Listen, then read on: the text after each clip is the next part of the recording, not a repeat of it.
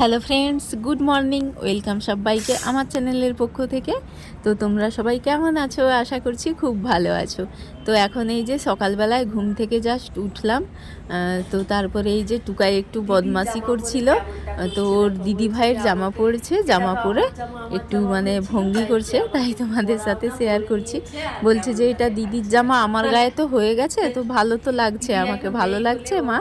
তো আমি বললাম হ্যাঁ তোমাকে ভালো লাগছে। তো যাই হোক, আসুক ওরা, আমি আর মা আর টুকাই রুমে রয়েছি। তো সকাল থেকে এই তো চাটা খেলাম।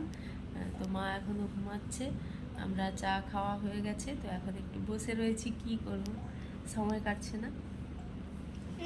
চলো আবার পরে দেখা হচ্ছে। শুনো না, সরো সরো সরো সরো, ছুরি টুরি নিয়ে খেলা খেলতেছে।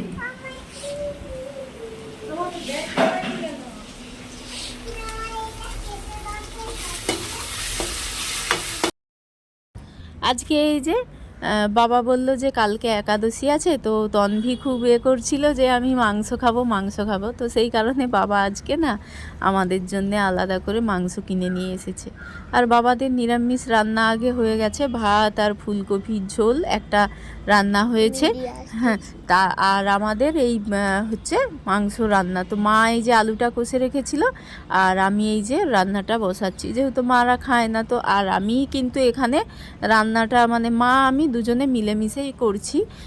মানে কি বলতো, মায়ের শরীর অসুস্থ, তারপরে মনটাও ভালো নয়, সেই কারণে না আমি বলতে গেলে বেশিটা রান্নাবান্না সেরে নিচ্ছি। তো যাই হোক, এখান থেকে বাবা মটন কিনে নিয়ে এসেছে।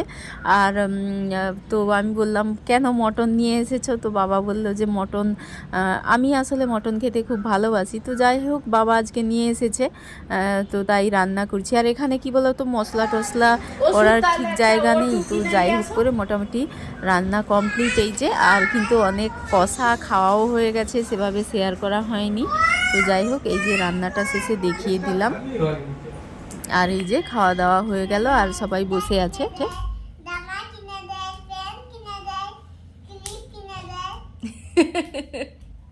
ওই জন্য দাদু ভালো।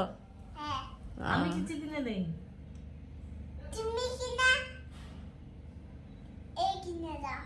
কে কিনে দেয়?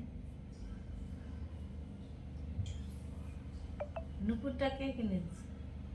নুপুর কে? নুপুর কে? নুপুর ফরিং মামার কাছে যে নুপুরটা কে কিনে দিচ্ছে? তো এই যে এখন সন্ধ্যেবেলায় তো হঠাৎ করে বাবা বিকেলবেলা খোঁজ নিতে গেল যে রিপোর্টটা হয়েছে কিনা দেখি। তো এখনো তো আমাদের দুদিন পরে দেবে বলেছিল, মানে আজকে শনিবার, সোমবার দিবে, এরকমটা বিকেলবেলায় 4টার সময় দিবে। তো বাবার মানে মন খুঁতখুতানি, তো যে যাই একটু যদি রিপোর্টটা হয়ে যায়। তো বাবা এমনি ঘুরতে ঘুরতে গিয়েছে না, রিপোর্টগুলো সব রেডি হয়ে গেছে। তারপরে আবার আমাদের ফোন করে বললো যে রিপোর্ট হয়ে গেছে, তোরা আয়। আমি মা রুমে ছিলাম, ওদের নিয়ে একটু ঘুরতে গিয়েছে, আর মানে ঘুরতে গিয়ে একটু চেক করে নেওয়া এরকমটা করছিল আর কি।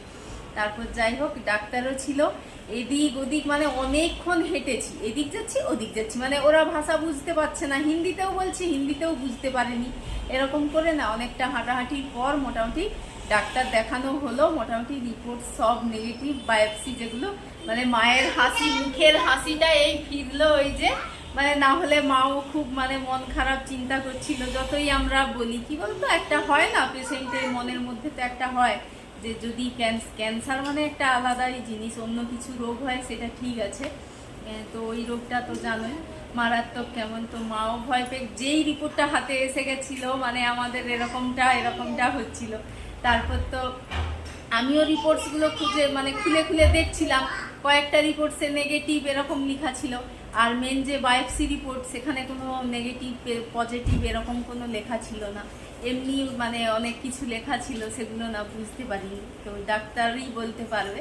তো সেই কারণে তো যাই হোক, অনেক ছুটোছুটির পরে ডাক্তার দেখানো কমপ্লিট, আর সবার হচ্ছে মনে মোটামুটি হাসি খুশি, কি ভালো লাগছে বেশ। যে জন্যে আসা, যে আমার এখানে অ্যাপোলোতে আসা মানে যে একটা ভালো চিকিৎসা হবে আর ভুলভাল কিছু চিকিৎসা হবে না, সেই কারণে। তো ডাক্তার তো মাকে বললো হাসো তো বটে, এরকম করে নাকি বলেছে। মা তো খুব টেনশন করছিল, তো মাকে হাসিয়ে ছাড়লো। তারপর কোনো রকম কোনো ওষুধই দেয়নি। তো বলেছে মোটামুটি গ্যাস্ট্রোলজি দেখাতে। তো মেডিসিনের ডাক্তার, মার গ্যাস অ্যাসিডটা প্রচণ্ড পরিমাণে তো ওটাই হচ্ছে ডাক্তার দেখাতে হবে। তো যাই হোক, মোটামুটি যেটার জন্য আসা সেটা সাকসেসফুল, ভালো হয়েছে। তো চলো, এটাই বলার ছিল। মানে হ্যাঁ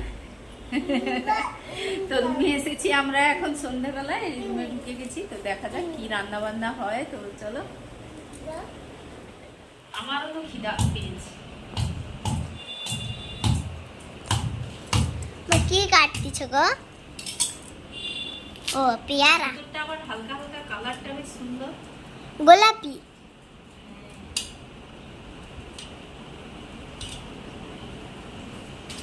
ওদিক মধ্যে ঢুকি না। আমি ঢুকবো, আমার ঢুকো না গো।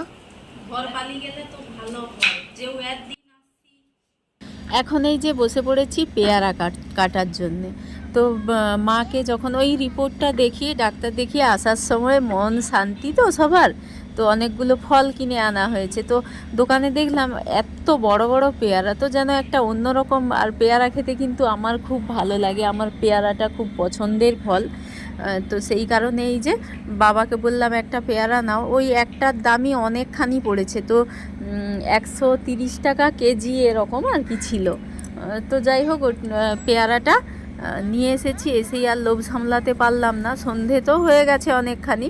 তো ভাবলাম পরের দিনকে তো এটা মানে নরম হয়ে যাবে, তো তখন আর খেতে ভালো লাগবে না। এখন কিন্তু ডাঁসা রয়েছে, এই পেয়ারাটাই খেতে ভালো লাগবে।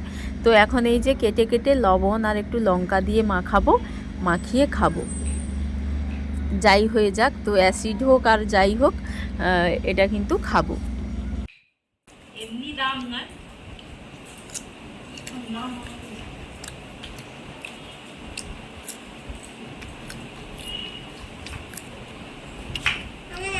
পেয়ারা তো খাওয়া কমপ্লিট হলো। তারপর বাবা একটু বেরিয়েছিল ওই যে টিকিটের সন্ধানে, যেহেতু ডাক্তার দেখানো হয়ে গেছে।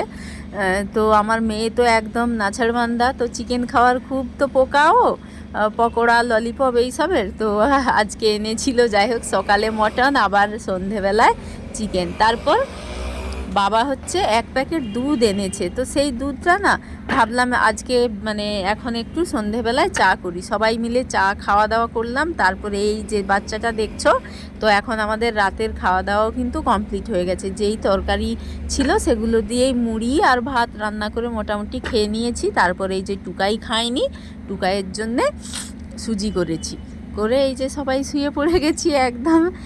আর বাচ্চারা তো ফোন দেখছে। কি বলো তো, মানে এখানে কিছু কাজ নেই তো কি করব, ফোন দেখা এরম চলছে। তো চলো, আজকের ব্লগটা এই পর্যন্ত। টাটা সব।